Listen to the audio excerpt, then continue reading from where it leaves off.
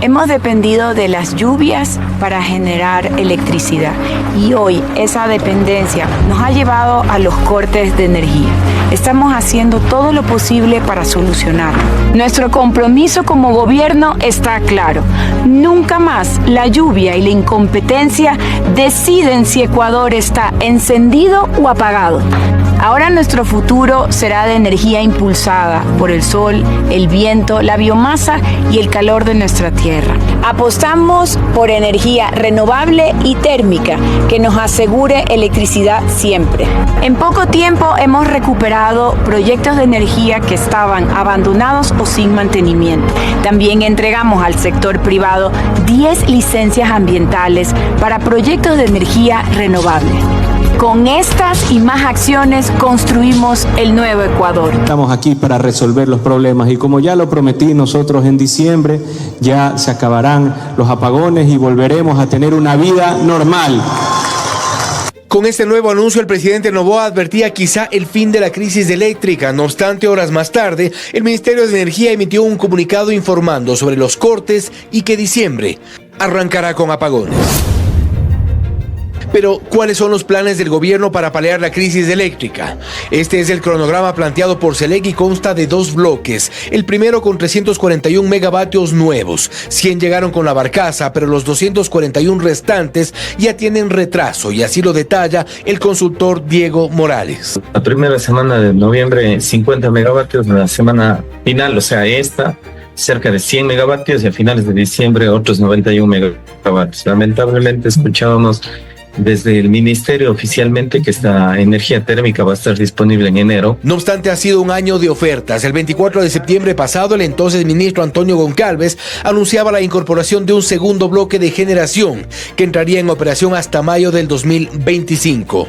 Y consta en el cronograma, con los plazos incumplidos del primer bloque, se espera la incorporación de energía en un segundo bloque. Es así que el 15 de noviembre se anunciaba la firma de 4 contratos para incorporar 632 megavatios al Sistema Nacional Interconectado, 3 de compra de generación y 1 de alquiler, 150 megavatios en Esmeraldas para finales de abril, 122 megavatios en Durán para finales de febrero, 260 en Pascuales a finales de enero y en San Juan de Manta 100 megavatios. Que deberían estar listos en mayo. Otra de las ofertas de generación eléctrica que ha salido del gobierno tiene que ver con la central Ayuriquín del proyecto Toachi-Pilatón. El pasado 22 de noviembre, la ministra de Energía Inés Manzano publicaba un video con las primeras pruebas. Dijo que se espera la incorporación de 204 megavatios. El comunicado del Ministerio de Energía habla de finales de diciembre, mientras que la ministra le puso fecha, 17 de diciembre, contando los días, escribió. Son las ofertas de generación adicional que supone el alivio a la crisis energética, luego de un fallido primer bloque con plazos vencidos y cuya operación se ha postergado para enero. Se espera entonces el 17 de diciembre, marzo, abril y mayo para incorporar energía al sistema nacional, a menos que las ofertas fracasen de nuevo. Ay, chicos, ustedes también que me creen, pues. De ley vieron este video. Como ya lo prometí, nosotros en diciembre ya se acabarán los apagones y volveremos a tener una vida normal. Pues se van bajando de esa nube porque el Ministerio de Energía y Minas salió a decir que están trabajando comprometida e ininterrumpidamente para potenciar el sistema energético ecuatoriano y mejorar las condiciones técnicas de infraestructura eléctrica con el fin de suspender los racionamientos de energía para finales de 2024. Por lo que sí, este 29 y 30 de noviembre y el 1 de diciembre van a seguir los cortes, porque te dijeron diciembre, pero no de cuál año. Hasta que pase un milagro del cielo, el gobierno determinará medidas nuevas de racionamiento, teniendo en cuenta el nivel de agua en los embalses, la instalación de 23 generadores de energía que están turisteando por ahí y que cierren los contratos con empresarios privados y, obvio, las miles de cenas decembrinas. Y en palabras de la ministra Inés Manzano, bueno, es un anhelo, es una promesa que ha hecho el presidente.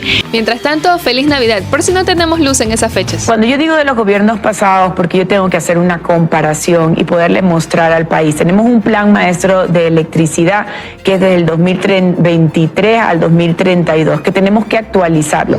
¿Por qué? Porque nunca se cumplió, sobre todo en el gobierno pasado, que es el que lo envía. Si yo hago una comparación de lo que nosotros hemos gestionado hasta el día de hoy, que son 410 megavatios en 10 meses, y yo comparo con, por ejemplo, el gobierno de Lasso, nosotros tenemos 7 veces más que en 2 años que él estuvo. Pero déjeme comparar con Correa. Correa fueron 300 megavatios que él aportó, nosotros con 410 en 10 meses. 300 megavatios aportó Correa. Correa, sí. ¿Cuánto tiempo? En 10 años. Correa hizo Coca-Cola Sinclair, 1.500, hizo el descentralizado a 400, el Correa también dejó paralizado Soachi y Pilatón. Correa construyó centrales por casi 3.000 megavatios. De las que están en operación. Estamos hablando de que me estás diciendo cuántos megavatios yo he hecho y gestionado en 10 meses. 410. ¿Cuántos megavatios gestionó él? Real, que los pudimos utilizar en 10 años, son 300. Entonces, tú vas comparando y al final del día, nosotros lo que hemos hecho es en 10 meses, 410. Pero ya entran, hay un... ¿Dónde están los 410, ministra? Hay en las repotenciaciones que tenemos. El plan de 341 tiene 100 megavatios de la turbina, no tiene más. Tienes que ver el global, tienes que ver la recuperación de las térmicas. Exactamente. Más la barcaza, que son los 100 megavatios, y de ahí van a entrar algunos en noviembre y van a entrar en diciembre. Claro, chantémosle la culpa a los gobiernos anteriores, la vieja confiable. Desde que llegó a la presidencia de la República, Daniel Noboa le atribuyó la actual crisis energética a las malas decisiones del pasado. ¿Esto es realmente así? Ya les anticipo que no. El pasado 10 de octubre, la ministra de Energía encargada, Inés Manzano, aseguró que el gobierno nacional implementaría 6 proyectos de energías renovables no convencionales para incorporar más generación al sistema nacional interconectado. Manzano se refería a los proyectos fotovoltaicos Ambisolar, Intillana, Imbabura y Urcuquí, además de las hidroeléctricas San Jacinto, Santa Rosa y El Rosario, todos ellos concesionados durante la administración del expresidente Guillermo Lasso, con una inversión privada estimada de $700 millones.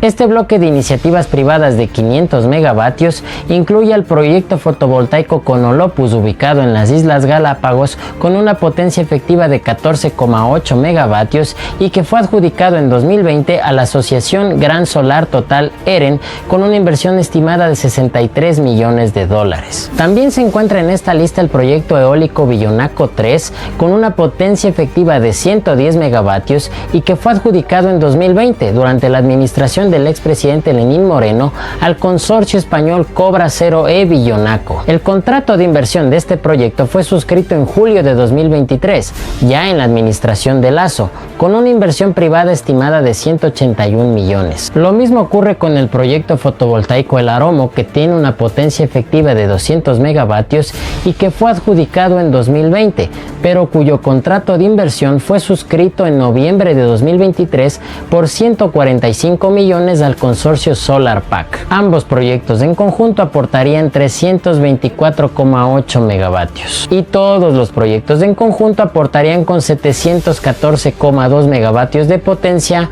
al Sistema Nacional Interconectado. Pero si Lasso ya dejó firmado todo esto 2 días antes del cambio de mando presidencial, ¿por qué Noboa, en 10 meses que lleva en la presidencia, no ha agilizado la construcción y puesta en marcha de estos proyectos? Yo también quisiera saberlo. Lo que sí sé es que todo se paralizó desde que la ex ministra de Energía acusada de sabotaje, Andrea Robo, solicitó a la Contraloría General del Estado que audite el plan de expansión de la generación contenido en el Plan Maestro de Electricidad, en el que se incluían todos estos proyectos dejados tanto por Moreno como por Lasso. Primer gran obstáculo. Pero no lo digo yo, lo dijo la propia exministra Robo. Tan en contra estaba el Nuevo Ecuador de todos estos proyectos que la exministra, días antes del cambio presidencial, solicitó públicamente a través de su cuenta de X que no se firmen nuevos contratos en el sector eléctrico. Luego, el segundo obstáculo fue que el Ministerio de Economía y Finanzas del 17 de junio de este año, a través de acuerdo ministerial número 28, fijó un techo anual de $104,9 millones a los incentivos tributarios para los contratos de inversión aprobados en el CEPAI. Y por si fuera poco, luego de 10 meses de absoluta inacción,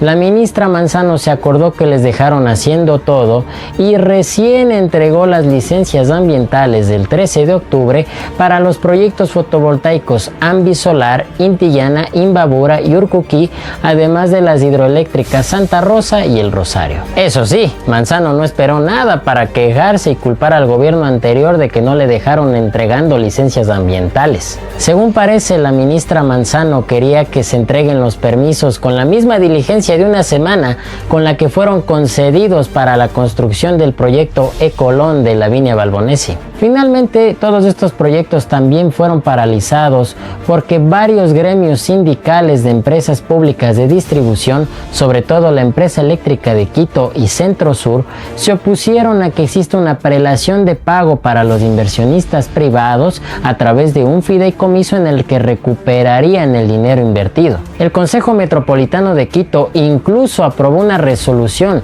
el 22 de agosto de 2023 en rechazo a la constitución del fideicomiso y exhortando al expresidente Lasso de que se abstenga de implementarlo. En vista de eso, el gobierno de Noboa generó un nuevo mecanismo de pago a través de una garantía de liquidez con el Banco Interamericano de Desarrollo para asegurar el pago cumplido de los haberes a las generadoras de electricidad privadas. Esto lo concretó la ex ministra Robo a través de acuerdos ministeriales y la creación del denominado procedimiento de activación, materialización y pago de contingentes fiscales, que consiste básicamente en que las empresas públicas de distribución paguen a las privadas por la generación de energía. En caso de incumplimiento, el Ministerio de Economía y Finanzas cubrirá esos pagos dentro del plazo de 30 días contados a partir del envío del requerimiento de pago por materialización de riesgo de ingresos comerciales que deberá remitir el Ministerio de Energía y Minas. Bueno, creo que ha quedado bastante demostrado que el único responsable de la actual crisis energética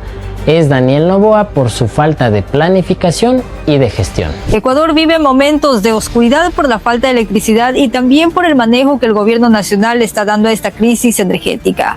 Informes que van y vienen, rotaciones de cargos, destituciones, contrataciones que más parecen contradicciones, es lo que nos dejan ver estos apagones que alumbran. Este jueves el Ministerio de Energía elegirá al ganador de esta licitación, que se hizo en 3 días y con la que se apunta a contar con 260 megavatios mediante el alquiler de generación eléctrica terrestre. Sin embargo, esta rapidez pasa a un segundo plano cuando vemos que el monto referencial para este alquiler es de $152.9 millones. Sí, tan solo 38 millones más que los 114 invertidos en la barcaza que negoció el ministro Roberto Luque mientras estuvo encargado del Ministerio de Energía y Minas, solo que esta vez los 152 millones son por 260 megavatios y no por tan solo 100 que genera la barcaza. Ecuador demanda entre 3.500 a 4.500 megavatios normalmente, pero en diciembre esta demanda aumentaría hasta 5.000 megavatios según datos y registros de expertos, pero el gobierno promete alrededor de 1.500 megavatios a corto y mediano plazo. Pero mientras tanto, ¿cómo se hacen estos contratos para superar la crisis? Recordemos que la oferta inicial para el alquiler de la barcaza fue de $179.3 millones. Luego se hizo un ajuste y se aprobó un presupuesto referencial de 125, siendo la oferta final de Corpowership de $114 millones. Pero no es lo único. Ante las subidas y bajadas de generación de la barcaza, la defensa consultó a Corpowership a qué se debe. La contestación es que esto sucede cuando los generadores entran a mantenimiento previa coordinación con SENACE, sin que esto signifique un incumplimiento de contrato. Ante esa respuesta revisamos el contrato y efectivamente el ministerio buscó una potencia entre 76 y 110 megavatios, que si bien se llega a los 100 con Corpower, también el contrato dice con capacidad de factor de una planta igual o mayor al 85%, lo cual recalca Corpowership. Pero a propósito de barcazas que, como ya hemos visto, sus costos son altos, finalmente el gobierno decidió abandonar la contratación de una barcaza para que genere entre 200 a 240 megavatios por un monto destinado de 316 millones de dólares. Aparentemente hay tres razones. La primera, que ninguna de las propuestas cumplió con los requisitos. La segunda, la alta demanda en la región de este tipo de barcazas. Y la tercera, abandonar por ahora el contrato que estaba subido en Sercop. Los asambleístas Jaime Moreno, Lenín Barreto y Gisela Molina han pedido la inmediata intervención de la Contraloría y la Fiscalía General del Estado para que se esclarezcan las contrataciones por emergencia, pues tal como lo mostró la defensa, se dan hasta con supervisión de equipos vía telemática y otros que dejan más dudas que certezas. A esta denuncia de los legisladores se suma una más, la del ciudadano Marlon Pasquel, quien presentó una denuncia ante la Fiscalía General del Estado por presunto tráfico de influencias en contra del ministro Roberto Luque y también del entonces gerente de SELEC, hoy viceministro de Electricidad Fabián Calero. El 2024 cerrará con la incorporación de apenas 100 megavatios al Sistema Nacional Interconectado, aun cuando la propuesta del Ejecutivo fue de 341 megavatios nuevos para enfrentar la crisis. 3 de los 4 contratos están en problemas por incumplimientos. La Comisión Nacional Anticorrupción advierte sobre estos contratos de emergencia que no ayudarán a la emergencia. Frente al incumplimiento de las empresas que debían entregarnos los motores nuevos en un momento determinado y no cuando se les ocurra, el gobierno debe efectuar acciones concretas y de manera especial SELEC. Austral Technical Management es la empresa que se constituyó en Uruguay 3 meses antes de ofertar los generadores a Ecuador. No tiene oficinas en nuestro país y firmó un contrato para la generación de 91 megavatios. Recibió 59 millones de dólares como anticipo a través de una adenda. Y aquí viene lo sorprendente. La empresa hizo un pedido o condición, que ese pago del 60% del anticipo sea solo con la inspección inicial y una verificación visual. Así tal como lo escucha, SELEC vio los equipos a través de un video y desembolsó 59 millones de dólares. Este detalle es corroborado por el presidente de ATM, Nicolás Pic, quien nos hizo llegar este comunicado, en el que asegura que se ha demostrado que son equipos nuevos y sin uso fabricados en 2017, a través de un acompañamiento virtual de técnicos y funcionarios de SELEC. Sí, acompañamiento virtual. Y los vieron en video y empacados. El mismo comunicado de ATM suena contradictorio, pues asegura que la empresa continuará desplegando todos los esfuerzos necesarios para embarcar y transportar a tiempo los equipos. Pero más adelante asegura que los generadores se encuentran actualmente en tránsito desde Líbano, para posteriormente instalarse y entrar en operación a principios del 2025. Y con ello se evidencia que en este contrato habría incumplimiento, pues SELEC programaba su operación el 27 de diciembre. El caso de la otra contratista, la empresa Progen, es similar en cuanto a los incumplimientos. Los primeros motores para la generación de 50 megavatios debieron estar instalados y operando desde Quevedo el pasado 5 de noviembre, pero no ocurrió. El segundo contrato es para la generación en tierra de 100 megavatios en el Salitral, y faltando 5 días para que se cumpla, Progen habrá quedado mal en medio de la emergencia. Son unos proyectos que usualmente toman de 12 a 18 meses. Siendo Progen y trabajando con el Estado ecuatoriano, estamos haciendo un trabajo enorme.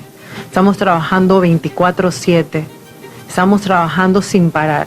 Queremos completar esos proyectos en el menor tiempo posible. De poco habrá servido firmar contratos millonarios de emergencia para incorporar 241 megavatios en medio de la crisis, si esta generación no se dará justamente en medio de la crisis. La opacidad, por lo tanto, no puede ser solamente eléctrica, sino tampoco en los contratos. Si es que hay que sancionar a las empresas, hay que hacerlo. Es por ello que se pide la intervención de las autoridades de control y fiscalía para investigar, de momento, 3 contratos emergentes, pero ineficaces. El 27 de diciembre llegarán a Guayaquil los primeros generadores para la nueva central térmica en Esmeraldas. Su instalación está retrasada porque, según los planes del gobierno, ese día debía estar generando 91 megavatios. Los primeros generadores fueron embarcados desde Beirut, en el Líbano, el 5 de noviembre. 4 barcos trasladan los equipos que llegarán a Guayaquil y serán trasladados a Esmeraldas. El Ministerio de Energía no ha informado cuántos generadores fueron embarcados, pero dio a conocer que más adelante se completarán las 48 unidades compradas por $90 millones a la compañía Austral, que ya recibió un anticipo de 58,4 millones. El Ministerio de Energía prevé poner a funcionar los generadores según vayan llegando, los primeros en enero. En el sector de La Propicia, en un terreno adjunto a la refinería de Esmeraldas, se iniciaron las obras para instalar los equipos. Ahí se construirán plataformas de concreto en donde se asentarán los generadores que están montados en contenedores. Este lunes, trabajadores acompañados de 3 volquetas, un tractor y una retroexcavadora trabajaron en el terreno asignado por Selec. Cuando esta planta esté en funcionamiento, Termoesmeraldas generará 316 megavatios para el Sistema Nacional de Electricidad. Por la ministra encargada de Energía, Inés Manzano, se hace 5 días antes del mes de diciembre y a través de un medio de comunicación estatal, en el cual se indicó que están listos para llegar a Ecuador este 27 de noviembre, 23 generadores en tierra para la central salitral. Hablamos de generadores que actualmente están pasando por el Canal de Panamá y en 40 horas deberían estar en nuestro territorio.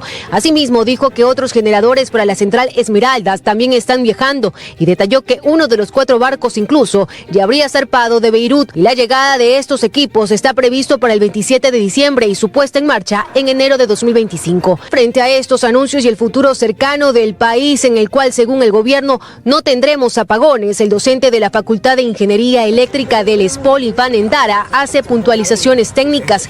En el caso de los generadores, hace cálculos y recuerda los tiempos y procesos que deberán cumplirse para su funcionamiento. Y llegan, obviamente, todo el proceso de desaduanizar, que pueden tomar varios días porque son bastantes generadores. Vamos a suponer que nos atrasamos una semana de diciembre y los prendemos a tope durante esa semana, a partir del 7º día de diciembre. Aún así, no es suficiente para suplir con energía del país y tener 0 apagones. Y aquí la necesidad de administrar nuestra energía, señala el técnico, quien expone que aún mantenemos en estado crítico ciertos embalses y la energía de Colombia es inestable. Si yo quiero ahorrar energía para que en diciembre esté funcionando, debería tener 24 horas de apagones el resto de... Estos 5 días. Estos 5 días y probablemente 5 días más. Actualmente, con 6 horas de racionamientos diarios, Coca-Cola Sinclair genera 400 megavatios, por lo que se hace necesario el ingreso de Mazar y Paute, cuyos embalses continúan en descenso. Y de ahí que el docente del ESPOL considera que 0 cortes en diciembre es una medida poco realista. Porque van a haber cortes. Si yo tengo 0 cortes en diciembre, créeme que tarde o temprano las turbinas van a colapsar.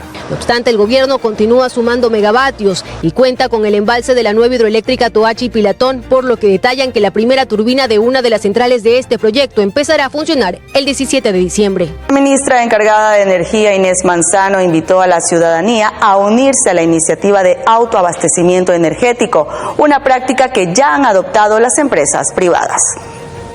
Gracias al compromiso de la industria, del comercio, de ciudadanos a nivel nacional, tenemos megavatios que se suman a la red eléctrica del país. Estamos llevando a cabo acciones importantes y tu participación también puede marcar la diferencia. Si cuentas con sistemas fotovoltaicos, ahora puedes contribuir solicitando tu medidor bidireccional. Este dispositivo te permitirá contabilizar la energía que consumes de la red local y contabilizar la energía que produces con tu sistema fotovoltaico. Así vas a contribuir con el excedente de la red eléctrica nacional. Puedes realizar esta solicitud en las plataformas habilitadas por las distribuidoras a nivel nacional. Es tu turno para unirte, porque en esta misión cada kilovatio cuenta. En mi país no tenemos luz, no tenemos agua, no tenemos seguridad, no tenemos servicios de salud. Y no, yo no vivo en la Cuba comunista de Fidel, en la Venezuela socialista de Chávez. Vivo en el Ecuador neoliberal de Daniel Noboa.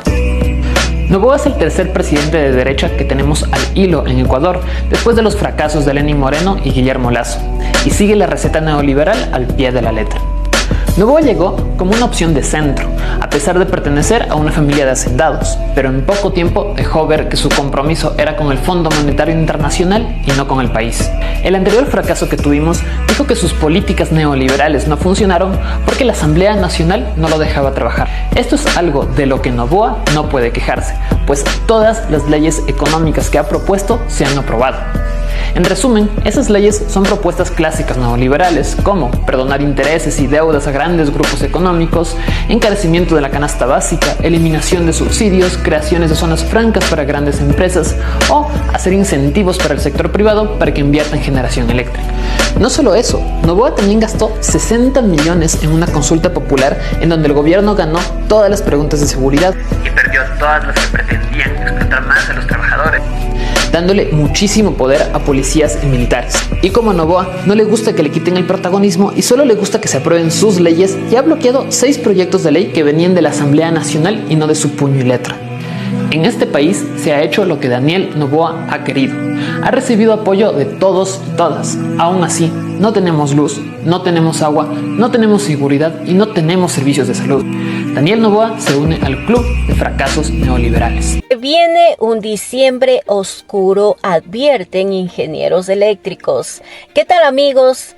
¡Qué pena! Expertos en energía advierten sobre un diciembre complicado en Ecuador debido a la crisis eléctrica. Jorge Jaramillo, máster en energías renovables y eficiencia energética, criticó al gobierno por encender las turbinas de Masar para reducir apagones, señalando que esto pone en peligro el embalse, que está cerca de su nivel crítico, aunque se espera que las lluvias mejoren la situación en la segunda semana de diciembre. Los cortes de luz actuales de 6-8 horas podrían incrementarse. El ingeniero Alejandro Jaya y el especialista energético Jorge Hidalgo coincidieron en que, aunque diciembre podría generar más energía por las lluvias, el consumo aumentará significativamente por la Navidad, la reactivación económica y el uso de aires acondicionados en la costa debido al calor. Jaya recomendó volver a cortes de 10 horas para proteger los embalses, mientras Hidalgo subrayó que usar Masar y Paute ahora perjudica las condiciones para enfrentar diciembre. Al momento, los embalses del complejo Paute están en niveles críticos. Masar, su nivel cayó 24 centímetros en 24 horas y se acerca al mínimo de operación.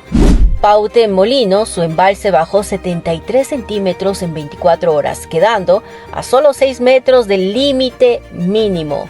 Sopladora, por ejemplo, su recuperación es mínima y está en 3 metros del nivel crítico. Javier Serrano, especialista energético, lamentó la falta de planificación del gobierno, afirmando que las hidroeléctricas debían alcanzar niveles seguros antes de decidir sobre generación y cortes. Sin cambios, un diciembre oscuro parece inevitable. Hay una enorme diferencia entre el manejo técnico y el político de las crisis. En el primero, se prioriza la prevención y las soluciones oportunas, mientras que el segundo, solamente busca objetivos electorales, de manera por demás irresponsable. La cota de seguridad para operar del complejo Paute Masar es de 1.110 metros sobre el nivel del mar, para precautelar la vida de las turbinas, ya que como no le dieron mantenimiento a los embalses se encuentran llenos de sedimentos. Pero el gobierno quiere que funcionen con 1.095 metros, o sea muy por debajo del margen de alto riesgo. Por eso ya fundieron una turbina, y ahora pueden provocar que el resto se dañen y ahí sí nos quedemos a oscuras por más de un año. La desesperación por cumplir promesas imposibles tendría la culpa de un desastre anunciado.